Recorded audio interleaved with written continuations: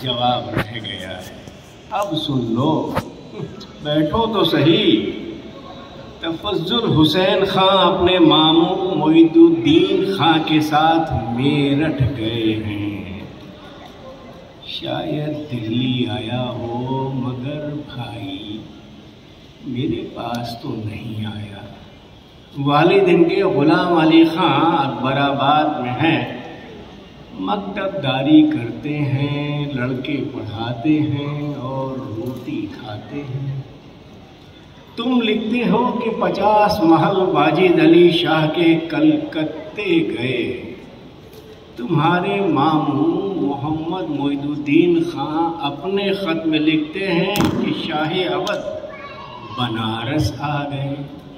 इस खबर का उस खबर के साथ कोई मुनाफात नहीं है। हाँ, मुमकिन है आप उधर से बनारस को आए हों और इधर से बेगमात को वहाँ बुला लिया हो, मगर मेरी जान हमको क्या। आलम पसे मर्ग माँ चे दरिया चे सराब। असदुल्ला खां गालिब। वाह। और ये खत मिर्ज़ा असदुल्ला खां गालिब ने मीर मेहदी मजरू के नाम लिखा 23 मई 1861। आप गालिब के शागिर्द और दोस्तों में शुमार किए जाते हैं। उर्दू फारसी के भी आप शायर थे। दिल्ली वाले, जैसे कि हम सभी जानते हैं कि अपनी हर बात पर नाज किया करते हैं, उसी तरह से मीर मेहदी मजरू भी अपने ऊपर नाज किया करते थे। 1857 के हालात से परेशान होकर मेहदी मजरू साहब पानीपत चले गए और वहीं आबाद हो गए। गालिब की पड़ोस की बच्ची का उसी दौरान पानीपत से ही एक रिश्ता आता है। पानीपत के उस लड़के यानी अहमद हुसैन खां की गालिब तफसील जानना चाहते हैं, यानी उस लड़के के बारे में जानना चाहते हैं कि वो लड़का कैसा है।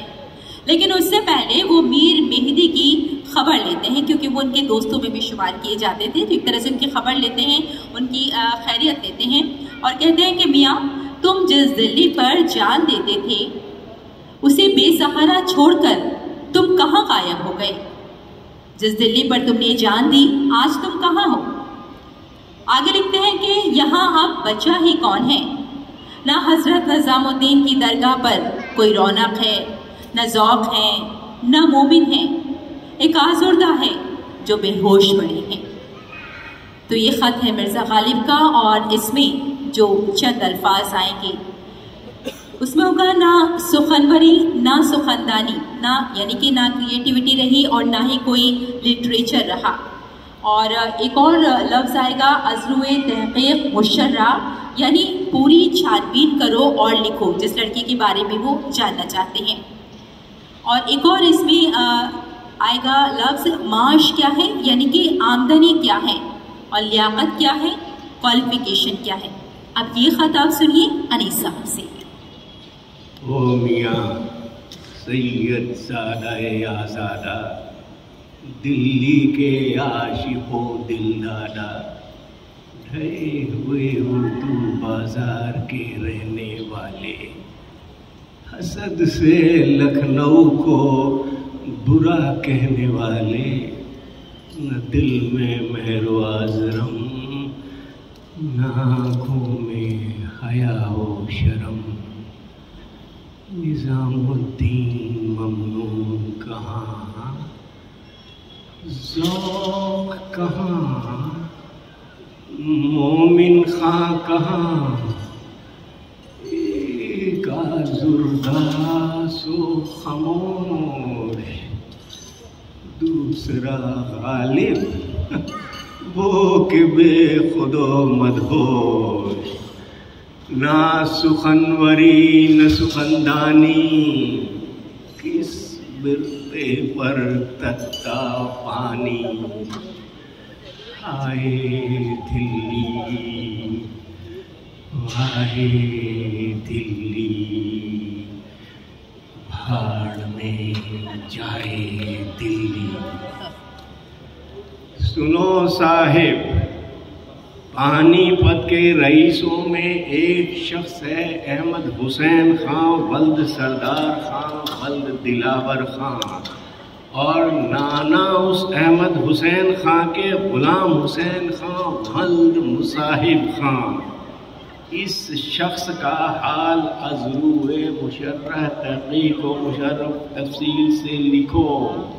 कौम क्या है, उम्र क्या है, माश क्या है, तरीक़ क्या है, अहमद हुसैन खां की लियाक़त ज़ाती का क्या रंग है, तबीयत का क्या ढंग है, भाई खूब छान कर लिख और जल्द लिख। पंचशंबा 23 मई 1861 गालिब।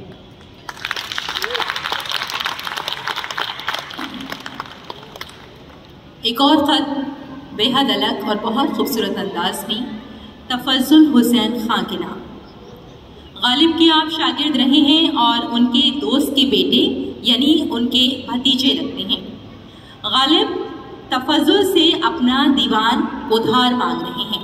ज़रूर ध्यान दीजिएगा, अपना ही दीवान उनसे उधार मांग रहे हैं ताकि अपनी कुछ गज़लों की नकल उतार सकें। तफज़्ज़ुल बार बार बहाना बनाते हैं। गालिब अपने नौकर को दोबारा ख़त लिखते हैं और उनके पास भेजते हैं, यानी अपना ही दीवान बार बार उनसे मांग रहे हैं और कहते हैं कि मुझे मेरा ही जो दीवान है कम से कम उधार तो दे दो।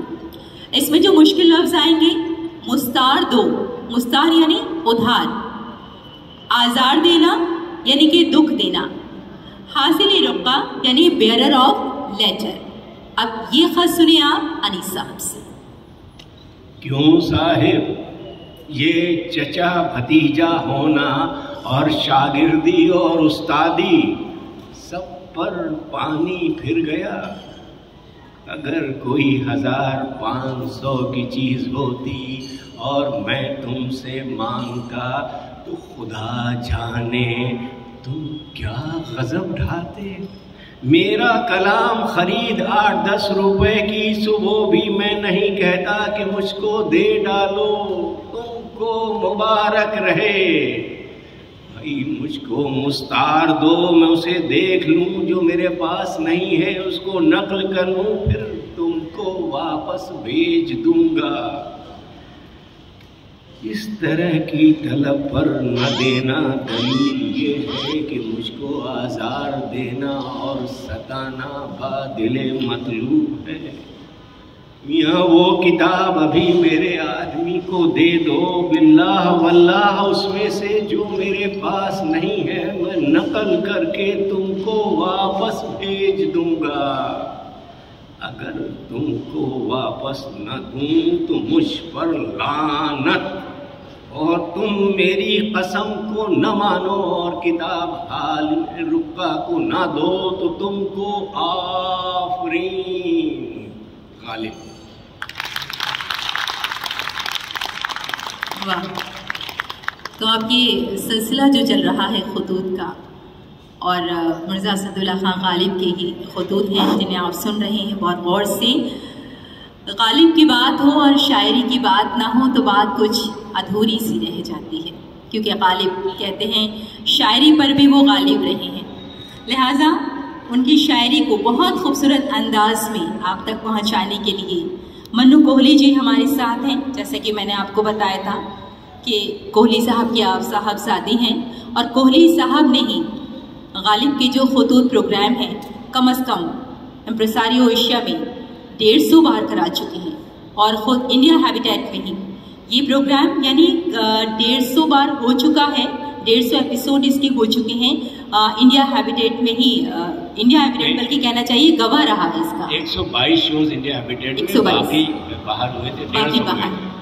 तो कोहली साहब को याद करते हुए ही आज ये प्रोग्राम किया जा रहा है। मन्नू हमारे साथ हैं। अब हम मन्नू से दरख्वास्त करेंगे कि मिर्ज़ा असदुल्ला खां गालिब की बहुत खूबसूरत गज़ल आपकी समातों की नज़र की जाए।